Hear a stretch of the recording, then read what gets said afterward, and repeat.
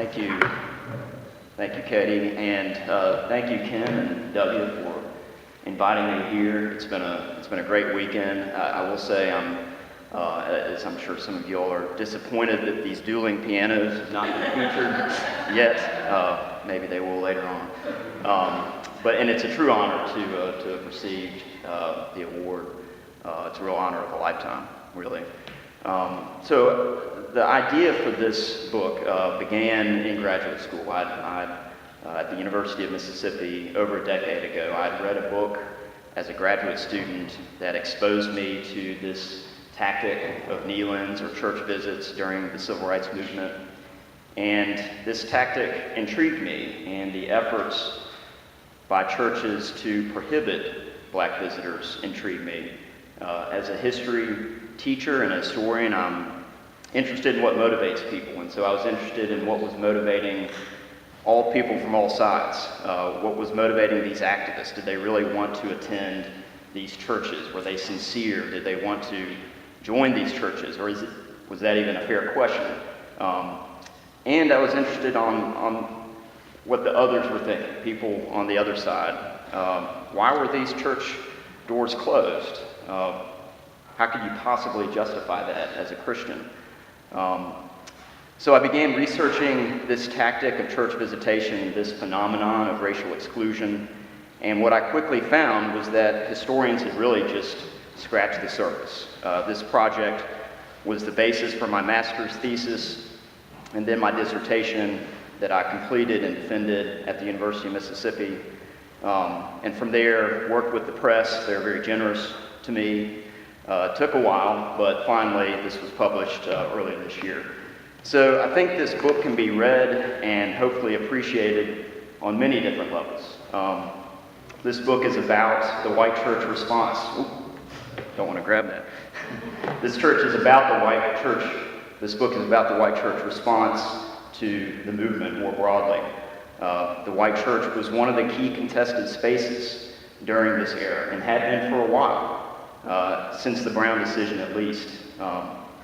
The governor of Mississippi at the time, his name was Hugh White, and he was an elder at First Pres in Jackson and a lay leader in the denomination. And he was asked his reaction to the Brown decision, and this is what he said. If the Supreme Court decision is observed in my church, I will be forced to find some other place to worship. He understood, as many white Christians understood, that schools would not be the only battleground, that all sanctuaries, all public spaces would be contested spaces. And so what the historical record shows is that through the 50s and early 60s, lay people and some ministers in white churches fought hard to prevent the desegregation of their churches. One of the many tactics that segregationists employed was to get their church to enact a closed-door policy. Lay board in churches throughout the country, and especially the South, approved rules banning blacks from entering the churches. And you see this in many places, but in Jackson, no one had really tested these policies until activists started showing up in June of '63. And their approach was really different from other, you could say, tactics like sit-ins and marches and picketing, because they really intended to engage white Christians in dialogue and to publicly witness to them, to testify to the oneness of mankind.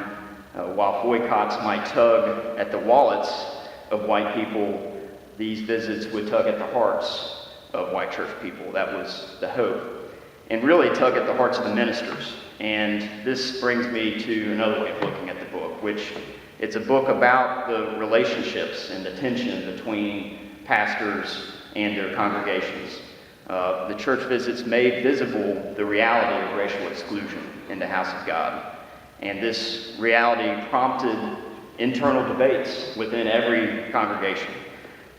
Lay boards voted and re-voted and held congregation-wide votes and re-votes, and navigating through all of this is the minister. And this book is about that dilemma, about that tension of the so-called moderate or even liberal minister who presides over a divided flock And that flock includes some vocal and well-organized segregationist elements.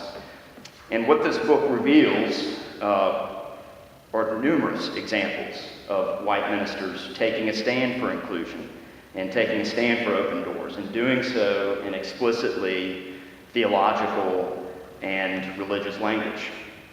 There were long-tenured and well-respected ministers laboring hard to guide their congregations to a place of moderation and inclusion, and to prepare their members for the moment that black visitors might show up. And when they did begin arriving in June of '63 and returned again and again, Sunday after Sunday, it was too much for many of these churches. Most of the white churches remained closed during this campaign, and most of the pastors who took a strong stand for open doors in their churches either resigned or were effectively forced out by their congregations. But the actions of these ministers, combined with the weekly visits by activists, demonstrated that segregationists had to fight hard to close the churches and to keep the churches closed. It was not a foregone conclusion that they would be closed. And so this book is also a window into understanding the dynamics between local churches and their regional denominations, or national governing bodies. When these churches adopted these closed-door policies and then enforced them, they were doing so in direct defiance of the stated beliefs of all of those denominations. The visits and the arrests in front of Jackson churches highlighted the continuing reality of racial discrimination in the denominations, and helped convince these denominations to clearly, or much more clearly, spell out that compulsory segregation was against the will of God. And that's one key impact of this campaign on that level. So when these denominations did clearly spell it out, segregationists retreated, and you see that, and you see them forming breakaway startup churches. In the case of the Methodists, they formed an independent, a new denomination called the Independent Methodist Church that's still around, that denomination. This book also sheds light on the extent to which local and state governments were willing to collude with segregationists to prevent the desegregation and to preserve one of their final sanctuaries. The refusal of the visitors to stop triggered arrests, and 40 folks were arrested by Jackson police over the 10 months that this campaign took place, and most of the arrests were for trespassing. These were on church steps or out on the sidewalk, most of them on the sidewalk. And the other charge was disturbing divine worship. And these arrests began 4 months into the campaign, and on the heels of a very public announcement by the Jackson Citizens Council, when they announced, and this is their phrase, to save the churches from integration.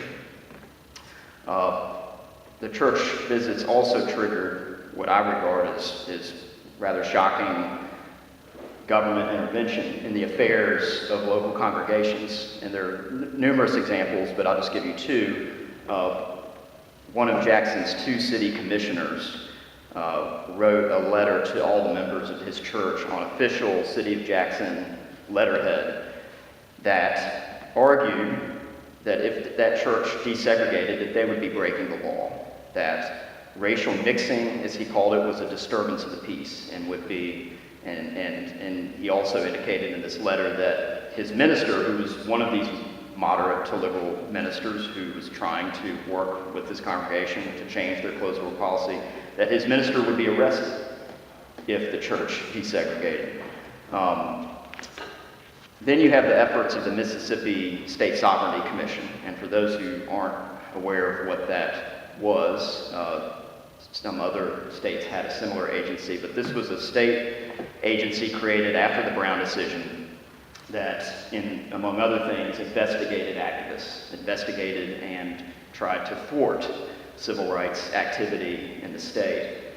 And you can see these reports online, actually, and you get a sense that these investigators were keeping pretty close tabs on these activists, and especially any activist who was coming from out of state. But when these Methodist ministers joined the campaign, kept pretty close tabs on them. And when one church was trying to avoid desegregating, the head of this Sovereignty Commission wrote a letter that was circulated to members of all the members of the church, in which he argued they shouldn't desegregate, and he made two key points in terms of why they shouldn't. Number one, churches are private property in his eyes that belongs solely to that congregation. And secondly, they shouldn't desegregate because blacks have their own church to attend to. When you take a step back and consider the context of this campaign at that moment in Jackson, you really appreciate the segregationists were losing at that moment. The mayor had made some concessions that summer. The desegregation of public schools in Jackson was commencing at that moment. There's this ominous civil rights bill working its way through Congress that will become the '64 Civil Rights Act. And some churches had opened their doors to black visitors, and some closed churches were teetering on the brink of opening. So these churches truly were one of the last spaces that segregationists felt they could control. It was one of their last sanctuaries. And that helps explain to me why they put up such a determined fight to keep them closed. So there are a number of levels of analysis and ways to look at this book. But for me, it's a compelling story, and it's an interesting story with some familiar names, but mostly people that aren't familiar, normal, everyday people. You have a white church community in Jackson that spans the denominational spectrum, and that white church community has been struggling for years over the issue of race, and this visit campaign is bringing it to the surface. Many of the prominent downtown white churches were led by well-respected men, most of them Southerners, for what it's worth, and most of them were not segregationists. Their views had evolved over the years, and I trace some of that, but clearly by 1963, they had become convinced, they hadn't already, that segregation and exclusion was sinful, and they had been trying to steer their congregations and their lay leaders in that direction. And what's also interesting is outside of public view, they had been meeting themselves and had been meeting with their African American counterparts and the local rabbi and Catholic leaders. You have a governor, Ross Barnett, and a mayor, Alan Thompson, who are avowed segregationists, and they are prominent members of two of these downtown churches that are targeted. You have the nation's most organized and outspoken segregationist group, the Citizens Council, that is headquartered in downtown Jackson, and those leaders are members of these churches.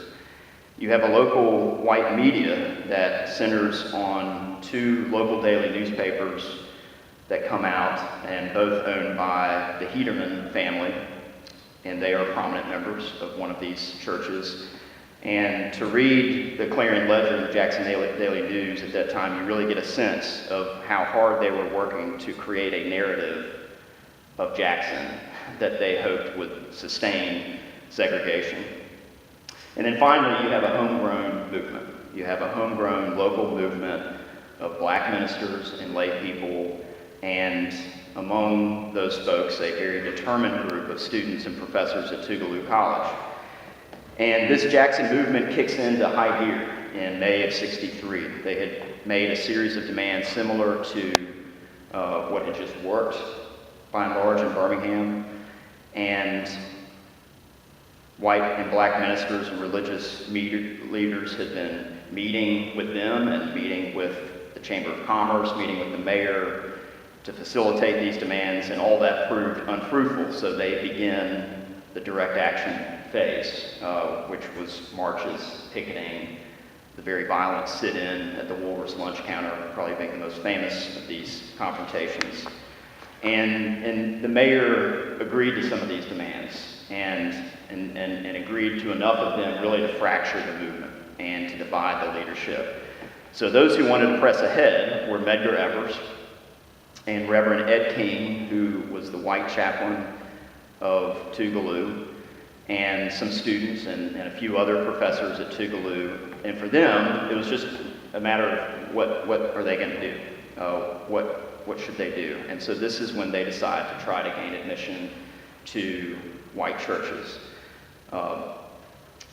Just to give a little context of this tactic, so kneel-ins or church visits, these were first utilized, at least in an organized way, by SNCC, the Student Nonviolent Coordinating Committee. And when they founded SNCC, their founding charter talks about this and talks about this tactic, and I'm quoting, was a way to awaken the dozing consciences of white Southerners by carrying the problem of segregation to the church, that the white Southerner has failed to recognize the moral wrongness of segregation.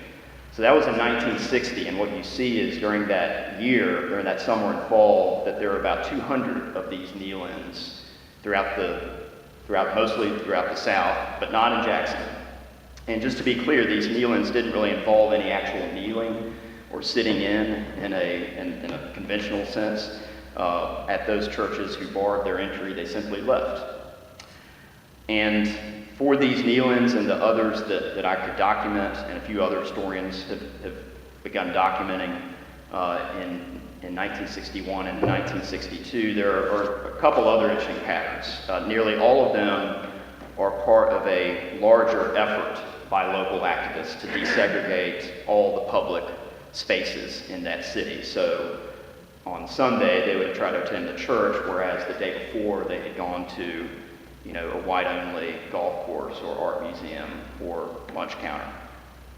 And most of these kneel-ins were hit-and-run kneel-ins, for lack of a better term. Activists returned to a few churches that barred their entry. They would return to a few the next Sunday. But there aren't many examples of sustained, months-long campaigns against one church, nor were there any examples that I could locate of multiple churches of a variety of denominational flavors routinely forbidding the entry of black visitors for months on end. So beginning on June 9th, 1963, and continuing on most Sundays until Easter Sunday the following year, students and faculty at Tougaloo attempted to attend Protestant and Catholic churches, and in some cases succeeded in attending. And I want to pause and read just one paragraph. It's actually the opening paragraph of the book in the introduction. This will give you a little taste. Even after a devastating week, Ann Moody and her classmates were still optimistic that this Sabbath would be different. The Sunday before, they had fanned out across the city to attend worship services at a variety of white Protestant churches for the first time, but because they were black, no churches admitted them. Just days later, Medgar Evers, their leader, and one of the adults who had driven them to the churches that Sunday, was murdered in his driveway. Now, a day after his funeral and another confrontation with city police, the students once again presented themselves at the doors of many of the city's white churches. They remained confident that engagement with white Christians could help bridge the divide in the city, especially given the tumult of the preceding days. On this Sunday, most of the churches continued to reject them, but one let them inside. Ushers at St. Andrew's Episcopal, a church just steps away from the governor's mansion occupied by Ross Barnett, admitted and seated Moody and three others. The young women were uncomfortable and nervous, and a journalist reported a few curious glances in their direction from the congregation, but the group did not encounter any obvious animosity. Exiting the church, they were greeted by its rector, Reverend Chris Keller, who was pleased to see them and invited them to visit again. Moody later wrote that his words seemed genuine. In a moment captured by a photographer and printed in newspapers around the nation the next day, she descended the stairs with the three others. For the first time in a long while, she, in her words, began to have a little hope. And that's actually, that photograph is on the cover of the book, and interestingly is one of the few photographs, period, of the campaign. So the book traces the story of the campaign chronologically, the evolution of it, all the people involved that I could document, a recreation as best as I can of what was said on those church steps. and how people reacted to it, how white church people reacted to it. And I want to give just one specific example of a pastor and his dilemma and what this church visits caused in revealing this discrimination in the church. Reverend Roy Hewlin, he was pastor of First Christian Church in downtown Jackson. This was a Disciples of Christ church. He was from Tennessee, and he'd been there at this church for 9 years. And this church itself was divided, as most of these churches were, but they had voted to close their church doors to African Americans in 1961. One of the things that the police had done, when the Freedom Riders were coming through Jackson, the police chief phoned a lot of these ministers and told them that these Freedom Riders might show up on Sunday morning, so y'all better be ready. And so that is when a few of these churches voted to close their doors. And he had opposed that and was very open that this was wrong. But no one had tested that closed door policy until the church visit campaign began. So black visitors were turned away in early June of 1963. And what's interesting, and it's this sort of dramatic moment, he didn't hear about it until after the service was over. And as it happens, he had given a sermon that morning during the service that centered on a passage in Paul's letter to Philemon, in which Paul instructs his friend to forgive his runaway slave and accept him as a brother in Christ. And Reverend Hewlin preached, he said, men naturally at odds are transformed into brothers when they are drawn into the body of Christ. And he ended his sermon saying this: to deny any person on account of race or color access to the house of God, not my house, not your house, not First Christian's house, but God's house, is an un-Christian act. Of course, again, he didn't realize he was rebuking his congregation. He thought he was just warning them. So he found out what had happened, and the following Sunday gave a much more impassioned message. In his own words, his son told me that he was furious. And you read the sermon, and it does fit the mold of sort of an Old Testament prophet. But he very flatly condemned his flock for not understanding Christ, not understanding Christ's teachings, not conducting themselves as a Christian body. So the elders of the church decided, okay, we'll revote. Let's have a revote on the closed door policy. So they did that in late July, and the vote was 9-1 to keep the doors shut to black visitors. So then that just emboldened folks, as you can imagine. Church members then got enough signatures on a petition to trigger a congregation-wide vote on Reverend Hewlin. And the elders came to him and tried to get him to resign, and saying, you are causing a schism in this church. You're to blame. So he mailed a letter to all the church members, and this one sentence I think is very poignant.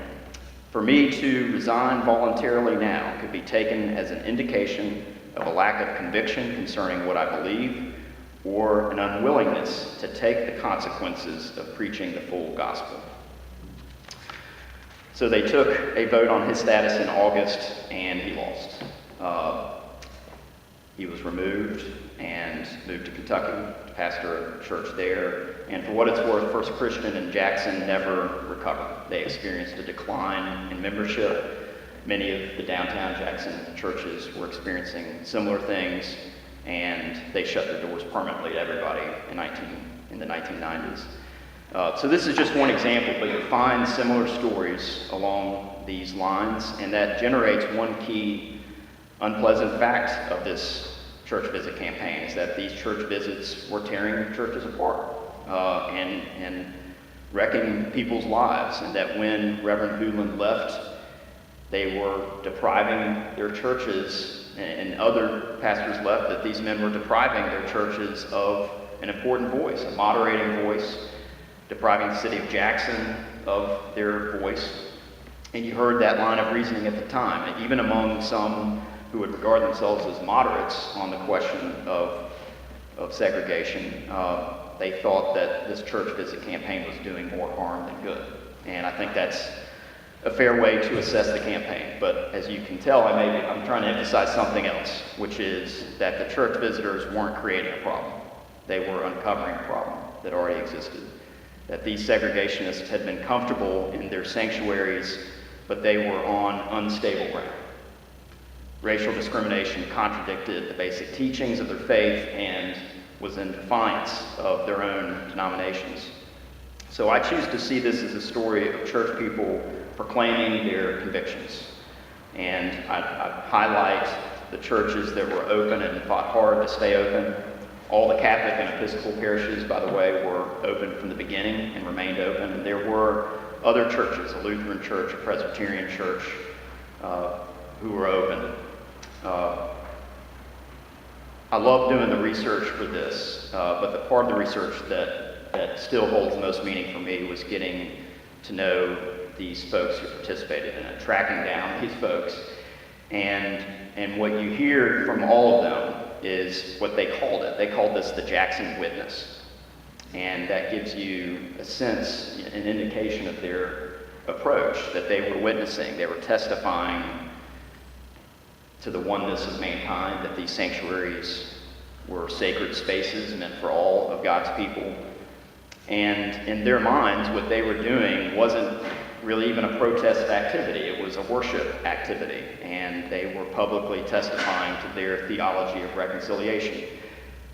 For most of the students at Tougaloo who participated in this, they were activists, most of them. That this was just one facet of many things that they were doing, registering folks to vote, etc. But for some of them, this was it, that this was their gateway into the movement, or this was really the only movement activity they did. Mostly, these were folks who wanted to participate, but really feared what would happen back home, what would happen to their family, what their parents would say, and feared for their family. But reasoned that this could be easily explained. Mom, I was just trying to go to church, So most of the ministers who traveled to Jackson in solidarity and accompanied the students on their visits, likewise, most of them were already very active back home in their home churches, in their home communities. But there were some who told me that this was a trigger event for them. They went because their friend had asked them, or they went because they were in seminary with Ed King. And this really became a trigger event for them working back home, and especially working within the Methodist Church, within the denomination, to fully desegregate it nationally. So I'll end with this. This book started as an academic analysis of an event for a master's thesis, trying to understand why things change or don't change and what motivates people.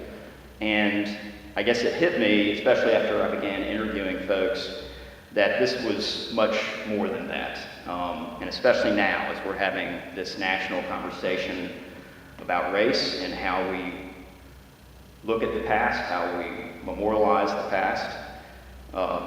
The great Mississippian Ida B. Wells wrote, "The way to right wrongs is to turn the light of truth on them. The way to right wrongs is to turn the light of truth on them." So what I now appreciate, didn't at the time, but do now, is the role of history as truth-telling, the role of historian as a truth-teller, and I hope this book helps to do that. Thank you.